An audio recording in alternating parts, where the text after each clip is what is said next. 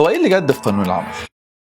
لو انت محامي متخصص في القضايا العماليه او صاحب شركه او HR مانجر او حتى عامل في القطاع الخاص، فضروري تعرف ان قانون العمل اتغير وهيتم العمل به من تاريخ 1 سبتمبر. اولا تم وضع تعريفات دقيقه لفعل التحرش والتنمر ووضع جزاءات ليها ايا كانت الوسيله، يعني مسج واحده ممكن تترمنك. اما بالنسبه للاجازات فبقت 15 يوم حد ادنى من اول سنه، 21 من السنه الثانيه، و30 يوم بعد 10 سنين خدمه، ومش بالضروره تكون عند نفس صاحب العمل. كمان اجازه الوضع بقت 120 يوم بدل 90، و3 مرات بعد ما كانت مرتين بحد اقصى. اما تدريب العامل فلمده 3 شهور، وصاحب العمل ملوش حق التجديد، يعني من الاخر يا يعينك يا مشيك. طب وبالنسبه للعلاوه فخليني اقول لك انها بقت 3 بعد ما كانت 7%، بس خد بالك 7% من الاجر الاساسي غير 3% من الاجر التاميني. والجميل ان القانون لاول مره بيغطي انماط عمل جديده زي العمل عن بعد وعدد ساعات العمل الغير منتظمه، وده بيديك مساحه